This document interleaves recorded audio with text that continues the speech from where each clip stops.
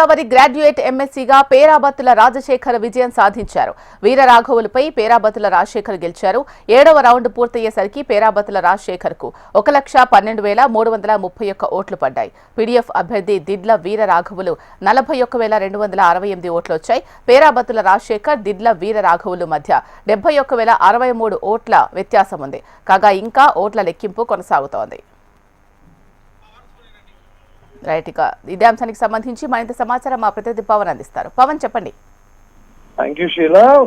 నిన్న నుంచి జరుగుతున్న ఉభయ గోదావరి పట్టభద్రుల ఎమ్మెల్సీ ఎలక్షన్ లో అయితే హోరాహోరీగా పోటీ సాగుతుంది. అయితే మొదటి నుంచి ఇద్దరి మధ్యన ఈ పోటీ సాగుతుందన్నా కూడా మొదటి రౌండ్ నుంచి కూడా ఇది ఏకపక్షం అయిపోయింది. ప్రతి రౌండ్ లో కూడా పేరాబత్తుల రాజశేఖర్ మినిమం 16,000 ఓటింగ్. మొదటి రౌండ్ లో జరిగి 16,520, రెండో రౌండ్ లో 16,212, అలాగే మూడో రౌండ్ లో వచ్చి 16,191, నాలుగో రౌండ్ లో 15,482 ఓట్లు సాధించారు.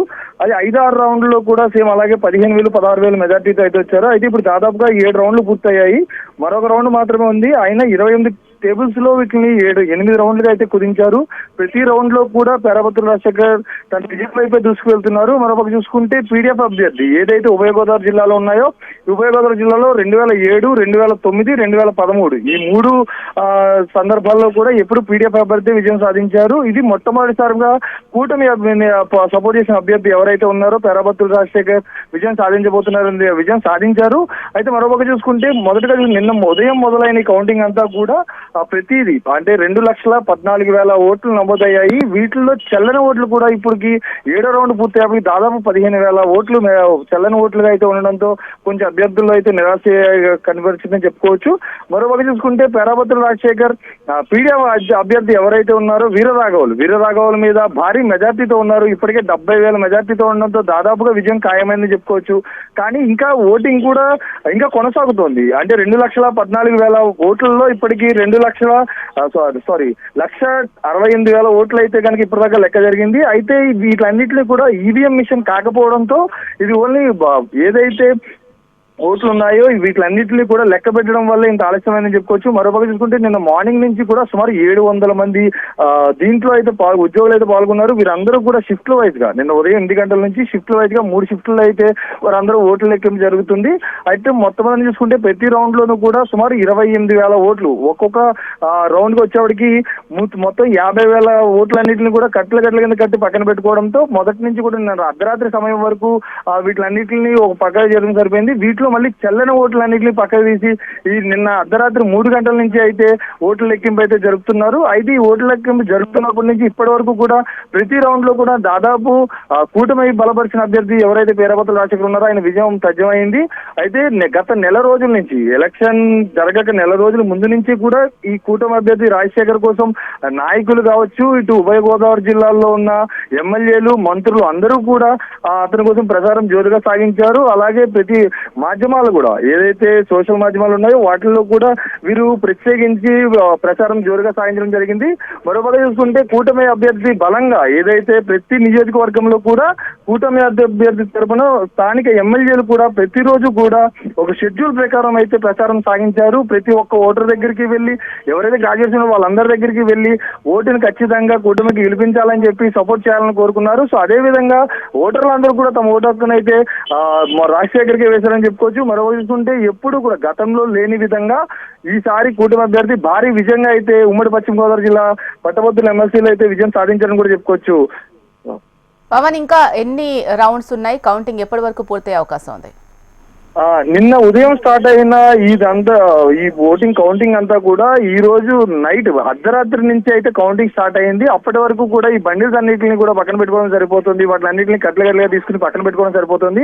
అయితే నిన్న రాత్రి నుంచి జరుగుతుంది 8 రౌండ్లు. ఇంకొక రౌండ్ కన్ఫర్మ్ చేసుకుంటే కనుక ఈ విజయం పూర్తిగా అయితే పేరాబత్తుల రాజశేఖర్ పేరునైతే అనౌన్స్ చేసే అవకాశం అయితే ఉంది. ఎందుకంటే ఇప్పటి వరకు 70,000 మెజార్టీ అంటే సుమారు 2,14,000 ఓట్లలో ఇప్పటికే 1,70,000 ఓట్లు లెక్కింపు అయితే జరిగింది. దీంట్లో ఇప్పటికే 70,000 ఓట్లను అయితే కన్ఫామ్ గా పేరాబత్తుల రాజశేఖర్ కి ఆధిక్యత చూపిస్తున్నారు. అంటే ఇప్పటిదాకా జరిగిన దాంట్లో అయితే పేరాబత్తుల రాజశేఖర్ కి మనం ఈ 7 రౌండ్లో పూర్తిగా 7 రౌండ్లో చూసుకుంటే ఆయనకి వచ్చిన ఓట్లలో కూడా సుమారుగా పేరావతుల రాజశేఖర్కి 1,12,331 ఓట్లు వస్తే, అలాగే దిట్ల వీర్రాఘవులు కూడా 41,268 ఓట్లు వచ్చాయి. అంటే వీరిద్దరి మధ్య వ్యత్యాసమే 71,000 ఉంది. అంటే మొదటి ప్రాధాన్యత, రెండో ప్రాధాన్యత, మూడో ప్రాధాన్యత, 3 ప్రాధాన్యతలుగా అయితే చూసుకుంటారు. మొదటి ప్రాధాన్యతలో సుమారు 2,14,000 ఓట్లలో సుమారు 2 లక్షల ఓట్లుగా అనుకుంటే, వాటిలో ఫస్ట్ 1,01 ఓటుని అయితే లెక్కేస్తారు. దాంట్లో ఎవరికి ఎక్కువ ఓటు వస్తే వారి విజయం తథ్యమైందని చెప్పుకోవచ్చు. అలాంటిది ఇప్పటికే దాదాపుగా 1,96 ఓట్ల లెక్కింపు అయితే జరిగింది. మరొక ఒక్క రౌండ్ మాత్రమే ఉంది. అయితే ఇందులో 1,78,000 అయితే చెల్లుబాటు అయ్యే ఓట్లు ఉన్నాయి. తెల్లని ఓట్లు అయితే 17,578 ఓట్లు రావడంతోనే కొంచెం నిరాశ కలిగిందని చెప్పుకోవచ్చు. అయితే ఇప్పుడు దాదాపుగా 71,063 ఓట్లు రావడంతో ఖచ్చితంగా పేరావతుల రాజశేఖర్ విజయం అయితే తథ్యమైందని చెప్పుకోవచ్చు. రాజశేఖర్ నేపథ్యం ఏంటి? రాజశేఖర్ ముందంజలో ఉన్నదానికి సంబంధించి ఆయన వర్గీయులు ఎటువంటి అభిప్రాయాన్ని వ్యక్తం చేస్తున్నారు?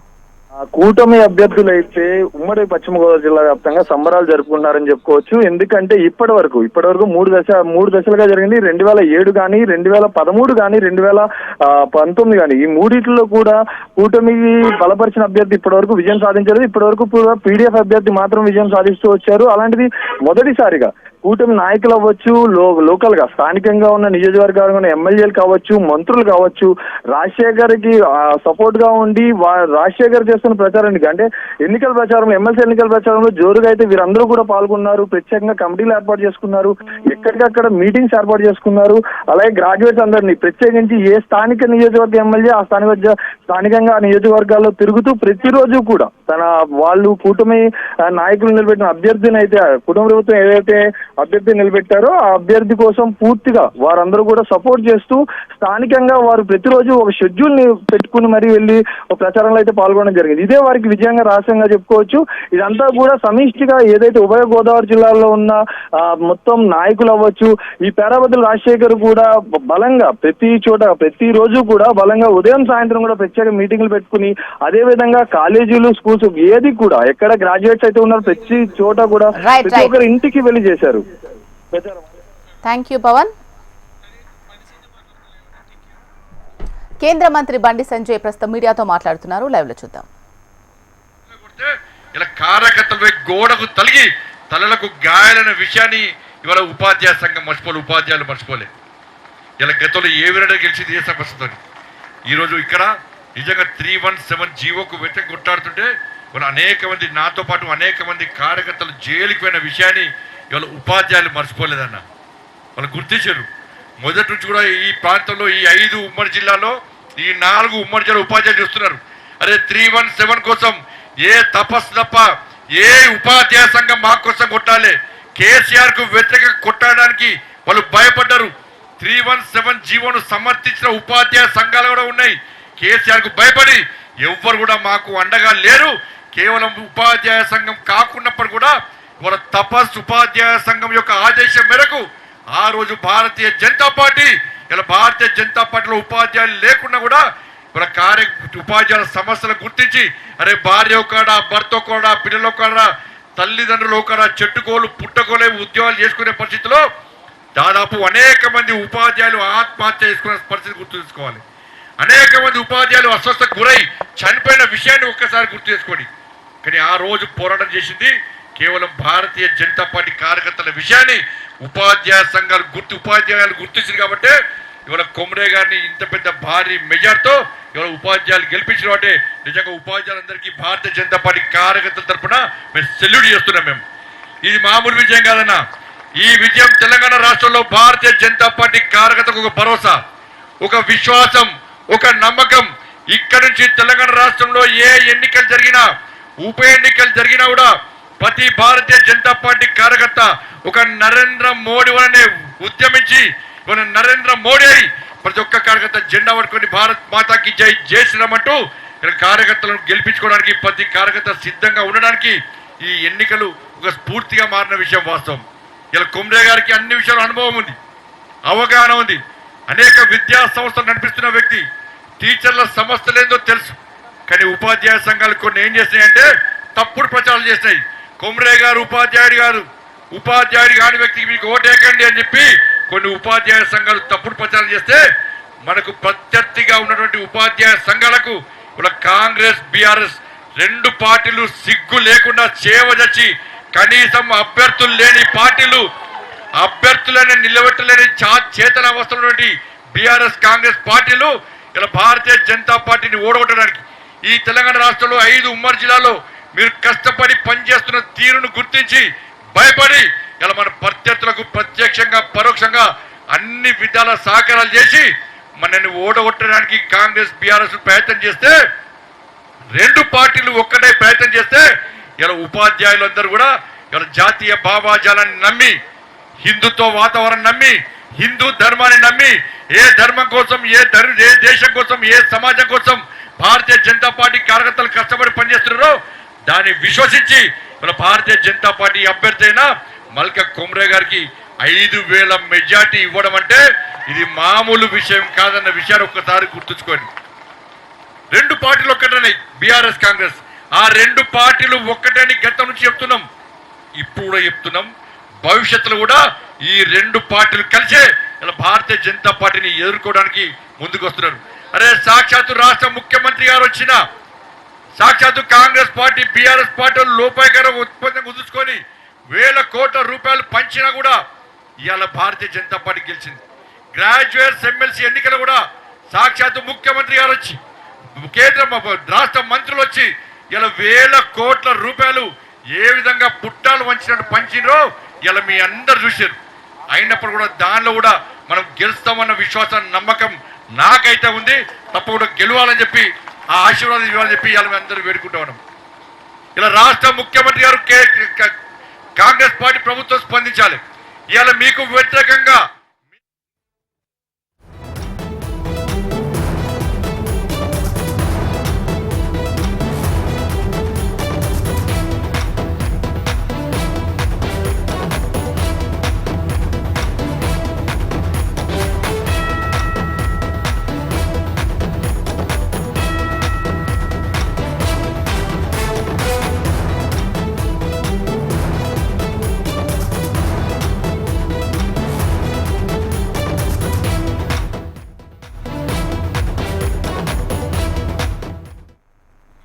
హైదరాబాద్ రాయదుర్గం పోలీస్ స్టేషన్ పరిధిలో నవవధువు సూసైడ్ ఘటన స్థానికంగా తీవ్ర కలకలం రేపుతోంది. 6 నెలల క్రితం గోవాలో దేవిక, సతీష్ వివాహం చేసుకున్నారు. ప్రశాంతి హిల్స్ లో నివాసముంటూ ఒక సాఫ్ట్వేర్ కంపెనీలో ఇద్దరు పనిచేస్తున్నారు. అయితే ఆదివారం అర్ధరాత్రి ఇంట్లో ఫ్యాన్ కు ఉరివేసుకుని దేవిక ఆత్మహత్య చేసుకుంది. సోమవారం ఉదయం 10 గంటల సమయంలో దేవిక సూసైడ్ కు పాల్పడినట్లు భర్త సతీష్ గుర్తించారు. వెంటనే పోలీసులు కుటుంబ సభ్యులకు సమాచారం ఇచ్చారు. దంపతుల మధ్య గొడవలే దేవిక ఆత్మహత్యకు కారణమని పోలీసులు అనుమానం వ్యక్తం చేస్తున్నారు. ఇదిలా ఉంటే వరకట్న వేధింపులే దేవిక ఆత్మహత్యకు కారణమంటున్నారు మృతురాలి బంధువులు. పోస్టుమార్టం నిమిత్తం ఉస్మానియా హాస్పిటల్ కు దేవిక మృతదేహాన్ని తరలించారు. కేసు నమోదు చేసుకుని దర్యాప్తు చేస్తున్నారు రాయదుర్గం పోలీసులు.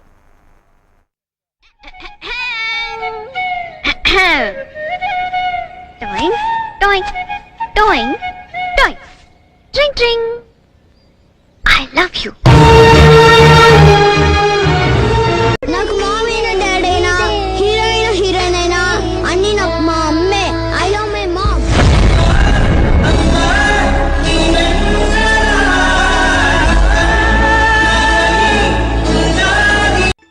నీకు వంట చేయటం వచ్చా? మా ఇంట్లో హైదరాబాద్ రాయదుర్గం పోలీస్ స్టేషన్ పరిధిలో నవవధువు సూసైడ్ ఘటన స్థానికంగా తీవ్ర కలకలం రేపుతోంది. 6 నెలల క్రితం గోవాలో దేవిక, సతీష్ వివాహం చేసుకున్నారు. ప్రశాంతి హిల్స్ లో నివాసముంటూ ఒక సాఫ్ట్వేర్ కంపెనీలో ఇద్దరు పనిచేస్తున్నారు. అయితే ఆదివారం అర్ధరాత్రి ఇంట్లో ఫ్యాన్ కు ఉరివేసుకుని దేవిక ఆత్మహత్య చేసుకుంది. దీనికి సంబంధించి మరింత సమాచారం మా ప్రతినిధి అమర్ అందిస్తారు. అమర్, ఏం జరిగింది అనే దానికి సంబంధించి ఆ వివాహిత తల్లిదండ్రులు కానీ ఎవరైనా కుటుంబ సభ్యులు కానీ ఏమైనా చెప్తున్నారా? ఇలా రాయదుర్గం పిఎస్ పరిధిలో నవవధువు సాఫ్ట్వేర్ ఉద్యోగిని ఆత్మహత్యకు పాల్పడింది. 6 నెలల క్రితమే గోవాలో దేవిక, సతీష్ ఇద్దరు వివాహం చేసుకున్నారు. ఆ తర్వాత వాళ్ళ వైవాహిక జీవితం 6 నెలలుగా కొనసాగిస్తూనే ఉన్నారు. 6 నెలల నుంచి వాళ్ళు అంటే ఒకటే కంపెనీలో పనిచేస్తున్నారు. రాయదుర్గం పిఎస్ పరిధిలోని ప్రశాంతి హిల్స్ లో వాళ్ళిద్దరూ ఒకటే కంపెనీలో పనిచేసుకుంటూ దేవిక, సతీష్ ఒకటే దగ్గర ఉంటున్నారు. అయితే ఆ ఆదివారం అర్ధరాత్రి ఇంట్లో ఫ్యాన్ కు ఉరి వేసుకున్నట్లు ఇటు సతీష్ గమనించారు. సతీష్ వెంటనే ఏదైతే కుటుంబ సభ్యులు ఉంటారో కుటుంబ సభ్యులకు, పోలీసులకు సమాచారం కూడా అందించారు. సోమవారం ఉదయం 10 గంటల ప్రాంతంలో దేవిక ఆత్మహత్యకు పాల్పడింది. అయితే పోలీసులు దేవిక కుటుంబ సభ్యులకు కూడా ఇటు భర్త సతీష్ సమాచారం అందించడంతో వెంటనే సతీష్ ఏదైతే సమాచారం వచ్చిన తర్వాత పోలీసులు కూడా ఆశ్రయించిన నేపథ్యంలో ప్రస్తుతానికి భార్య భర్తల మధ్య గొడవే దేవి ఆత్మహత్యకు సంబంధించి కారణంగా తెలుస్తుంది. అయితే చాలా సార్లు కూడా వరకట్న వేధింపులకు గురి చేశారని, పూర్తి ఆత్మహత్యకు కారణం సతీషే అంటూ కూడా పోలీసులకు దేవిక తల్లి రామలక్ష్మి కూడా ఫిర్యాదు చేసింది. ప్రస్తుతం మృతదేహాన్ని పోస్ట్ మార్టం నిమిత్తం ఉస్మానియా ఆసుపత్రికి తరలించారు. ఉస్మానియా ఆసుపత్రి ప్రాంగణం మొత్తం కూడా ఇటు మాస్టర్ యువత పూర్తిగా విషాద ఛాయలు అలుముకున్నాయి.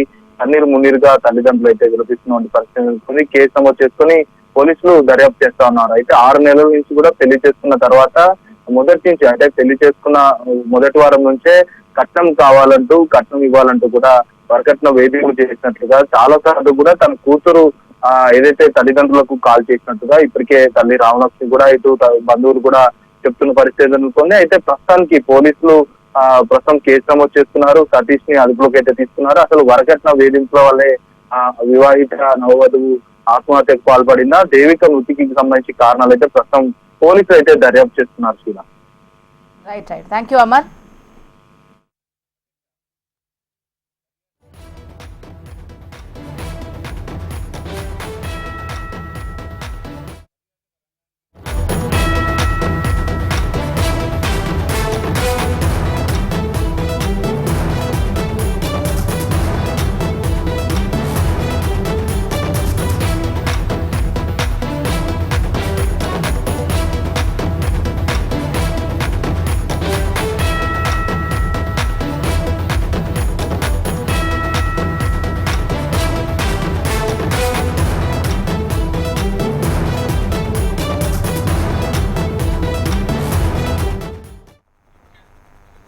హైదరాబాద్ నగరంలోని అంబర్పేట ఫ్లైఓవర్ పక్కన అగ్ని ప్రమాదం సంభవించింది. ఫ్లైఓవర్ నిర్మాణ సామాగ్రి ఉంచిన ప్రదేశంలో ఒక్కసారిగా మంటలు చెలరేగాయి.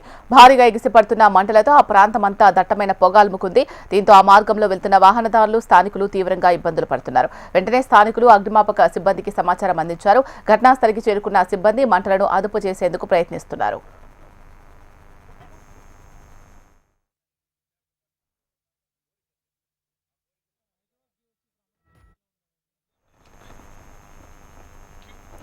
హైదరాబాద్ నగరంలోని అంబర్పేట ఫ్లైఓవర్ పక్కన అగ్ని ప్రమాదం సంభవించింది. దీనికి సంబంధించి పూర్తి సమాచారం హైదరాబాద్ బ్యూరో చీఫ్ రమణ అందిస్తారు.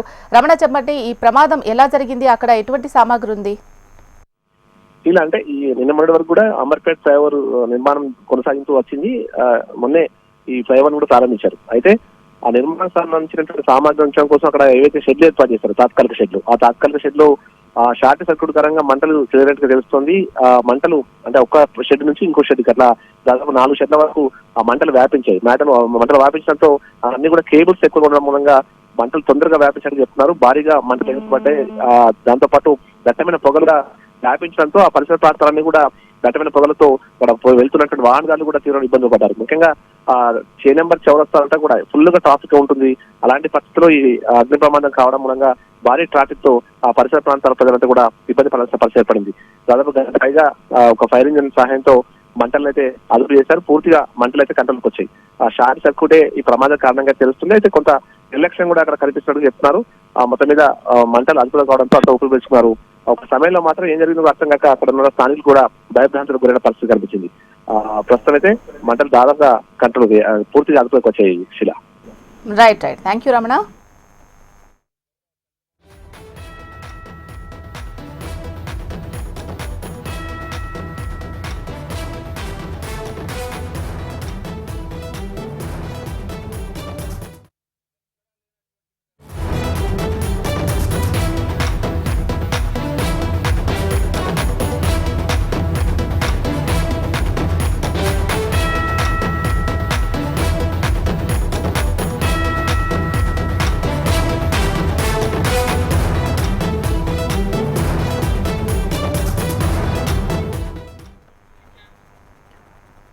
తిరుపతి ఎస్వి యూనివర్సిటీలో విద్యార్థి సంఘాలు ఆందోళనకు దిగాయి. ఏపీ పీజీ సెట్ విధానాన్ని రద్దు చేయాలంటూ వారు డిమాండ్ చేస్తున్నారు.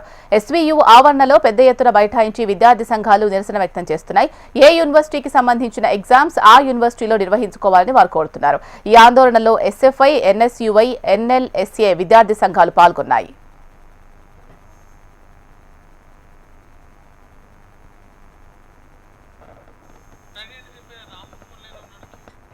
తిరుపతి ఎస్వి యూనివర్సిటీలో విద్యార్థి సంఘాలు ఆందోళనకు దిగాయి. దీనికి సంబంధించి పూర్తి సమాచారం మా ప్రతినిధి రాము అందిస్తారు. రాము, చెప్పండి, విద్యార్థి సంఘాలు ఏం డిమాండ్ చేస్తున్నాయి? Thank you Sheela.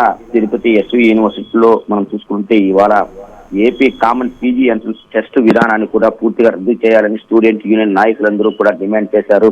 వాళ్ళ యొక్క డిమాండ్ను పరిష్కరించాలంటూ కూడా దాదాపు 500 నుంచి 700 మంది విద్యార్థులంతా కూడా రోడ్డు ఎక్కారు. యూనివర్సిటీకి సంబంధించినటువంటి ఆవరణలోనే కూడా బైఠాయించి ప్రతి ఒక్కరూ తమ డిమాండ్ పరిష్కరించాలంటూ కూడా డిమాండ్ చేసినటువంటి నినాదాలు చేసినటువంటి సిచ్యువేషన్ అయితే ఉంది. ఎస్వి యూనివర్సిటీ ఆవరణ అంటే ఆ యొక్క ఆడిటోరియం వద్ద దాదాపు 500 నుంచి 700 మంది విద్యార్థులంతా కలిసికట్టుగా ఈ యొక్క నిరసనను వ్యక్తం చేసినటువంటి పరిస్థితి కనపడుతుంది.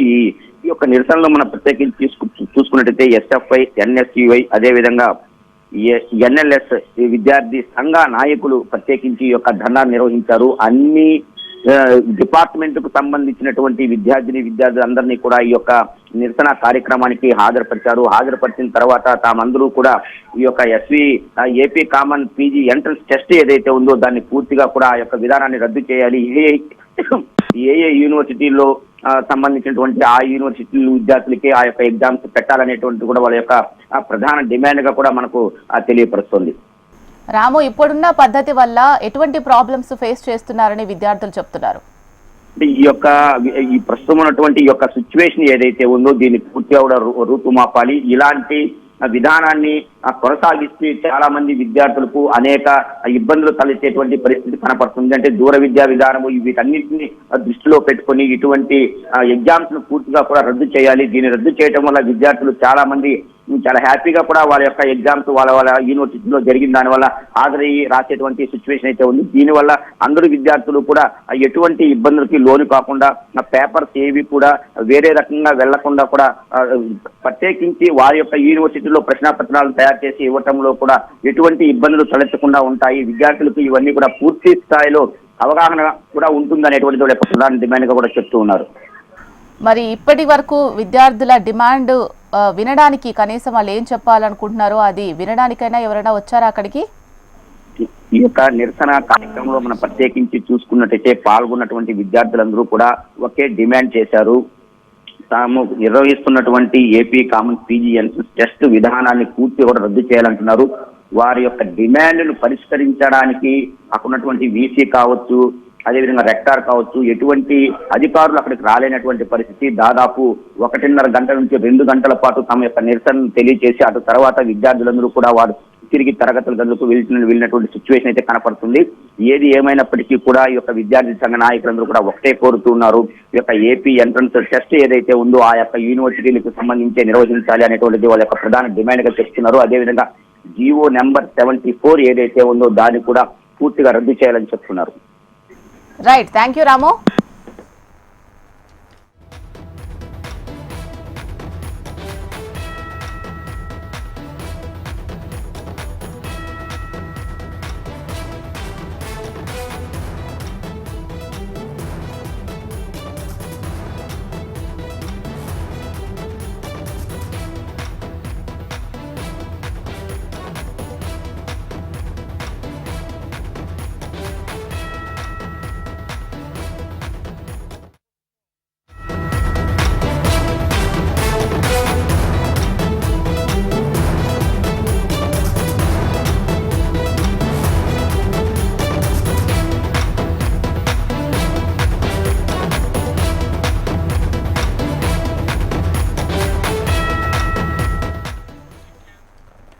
నంద్యాల జిల్లాలో బస్సు ప్రమాదం చోటు చేసుకుంది. కొలిమిగుండ్ల కల్వటాలలో ఆర్టీసీ బస్సు బోల్తా పడింది. ఘటనలో 13 మంది ప్రయాణికులకు తీవ్ర గాయాలు కాగా వారిని కొలిమిగుండ్ల ప్రభుత్వ ఆసుపత్రికి తరలించారు. వీరిలో పలువురి పరిస్థితి విషమించడంతో మెరుగైన వైద్య నిమిత్తం అవుకు బనగానపల్లి హాస్పిటల్కు తరలించారు. డ్రైవర్ ఫోన్ మాట్లాడుతూ బస్సు నడపడంతోనే ప్రమాదం జరిగిందని బాధితులు వాపోతున్నారు.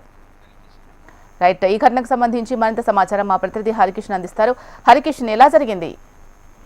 ఇలా మొత్తం ఈ ఘటనలో బస్సులో ఉన్నటువంటి 20 మంది గాయపడినట్టుగా కూడా మనకు ప్రాథమిక సమాచారం అందుతోంది. అయితే ఇందులో 13 మందికి తీవ్ర గాయాలు కాగా వారందరినీ కూడా మెరుగైన చికిత్స కోసం ఇటు బనగానపల్లి అలాగే కర్నూలుకు తరలిస్తున్నటువంటి పరిస్థితి ఉంది. అయితే ప్రధాన కారణం మాత్రము డ్రైవర్ సెల్ ఫోన్ మాట్లాడుతూ నిర్లక్ష్యంగా బండి నడపడం వల్లే ఈ ప్రమాదానికి గురైందని చెప్పేసి కూడా ప్రత్యక్ష సాక్షులు చెప్తున్నటువంటి ఇటీవల ఫోన్లు మాట్లాడుతూ ఒక పక్క ఆర్టీసీ అధికారులకు కంప్లైంట్ చేసినా డ్రైవర్ల పైన సరైన చర్యలు తీసుకోకపోవడంతోనే ప్రస్తుతం ఈ పరిస్థితి తలెత్తిందని చెప్పేసి కూడా బస్సులో ఉన్నటువంటి వారితో పాటు ఆ చుట్టుపక్కల ఎవరైతే ప్రయాణికులు గాయపడ్డారో వారందరికీ సాయం చేసేందుకు వచ్చినటువంటి వారందరూ కూడా ప్రధానంగా ఆరోపిస్తున్నారు. వారందరూ కూడా ఆగ్రహం వ్యక్తం చేస్తున్నారు. ప్రస్తుతానికి మాత్రము 13 మంది పరిస్థితి అయితే విషమంగా ఉంది. వీరిని మెరుగైన చికిత్స కోసం ఇటు కర్నూలుకి అలాగే బనగానపల్లి ఆసుపత్రికి కూడా తరలించారు. ఈ జమ్మలమడుగు నుంచి ఈ బస్సు జమ్మలమడుగు డిపోకి చెందిన బస్సు ఇది ప్రైవేట్ హైర్ బస్సు, ఇది అద్దె బస్సు, ఆర్టీసీ అద్దె బస్సు. ఈ బస్సు వస్తున్నటువంటి సమయంలో కల్వటాల వద్ద ఈ ప్రమాదం అయితే చోటు చేసుకోయింది. సుమారు 50 మంది ప్రయాణికులతో వస్తుంది. అనంతపురం జిల్లా తాడిపత్రికి వెళ్తున్నారు. వీళ్ళందరూ కూడా కల్వటాల దాటిన వెంటనే డ్రైవర్ కి ఫోన్ రావడంతో ఒక చేత్తో ఫోన్ మాట్లాడుతూ మరో చేత్తో డ్రైవింగ్ చేస్తూ స్టీరింగ్ ని తిప్పుతున్నారు. అయితే పక్కన ఉన్నటువంటి వారు కూడా వారిస్తున్నారు, ముందు ఫోన్ బండి సైడ్ ఆపుకొని ఫోన్ మాట్లాడాలి, లేకపోతే ఫోన్ కట్ చేయాలని చెప్పేసి వారిస్తున్నా కూడా ఈ నిర్లక్ష్యంతో ఫోన్ మాట్లాడుతూ అలాగే డ్రైవింగ్ చేసినట్లుగా కూడా తెలుస్తోంది.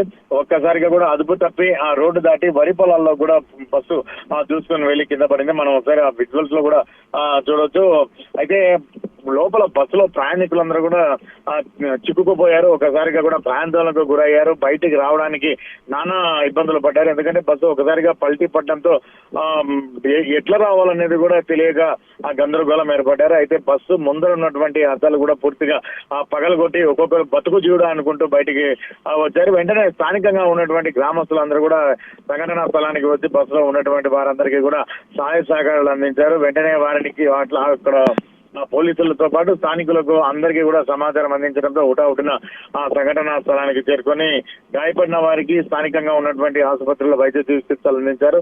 తీవ్రంగా గాయపడినటువంటి వారందరినీ కూడా అంబులెన్స్ సహాయంతో ఇటు బనగానపల్లి కర్నూలుకు కూడా తరలించడం జరిగింది. ఎవరైతే రషీద్ బస్సు డ్రైవర్ ఉన్నారో సో ఈయన పైన ఖచ్చితంగా చర్యలు తీసుకోవాలని, ఇంకొకసారి ఇటువంటి సంఘటనలు పునరావృతం కాకుండా ఉండే విధంగా ఆర్టీసీ అధికారులు నడుచుకోవాలని చెప్పేసి కూడా అక్కడ ఉన్నటువంటి ప్రయాణికులు అయితేనేమి అలాగే స్థానికులందరూ కూడా డిమాండ్ చేస్తున్నటువంటి పరిస్థితి ఉంది. Sheela. Right, thank you Harikishan.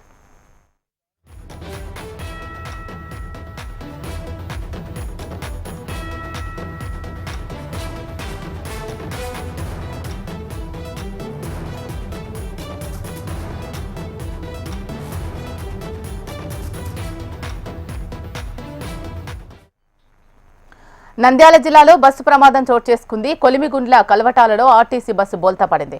ఈ ఘటనలో 13 మంది ప్రయాణికులకు తీవ్ర గాయాలు కాగా వారిని కొలిమిగుండ్ల ప్రభుత్వ ఆసుపత్రికి తరలించారు. వీరిలో పలువురి పరిస్థితి విషమించడంతో మెరుగైన వైద్య నిమిత్తం అవుకు బనగాలపల్లె హాస్పిటల్స్ కు తరలించారు. డ్రైవర్ ఫోన్ మాట్లాడుతూ బస్సు నడపడంతోనే ప్రమాదం జరిగిందని బాధితులు వాపోతున్నారు.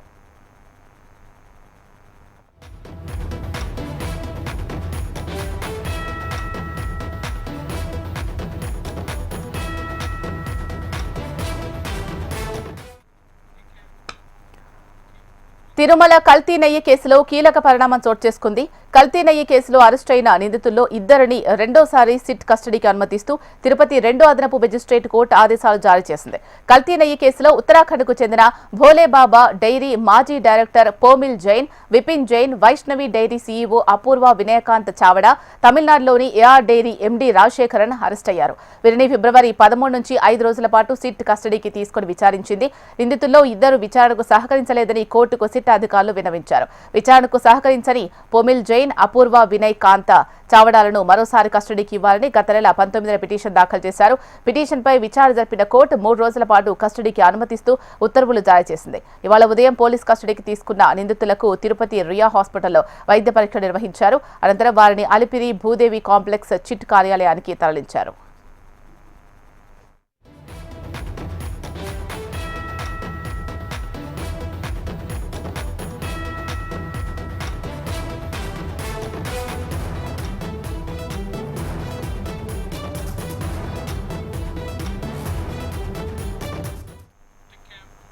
ఇవి ఇప్పటివరకున్న అప్డేట్స్. చూస్తూనే ఉండండి హెచ్ఎం టీవీ. వార్త ఆగదు, నిజం దాగదు.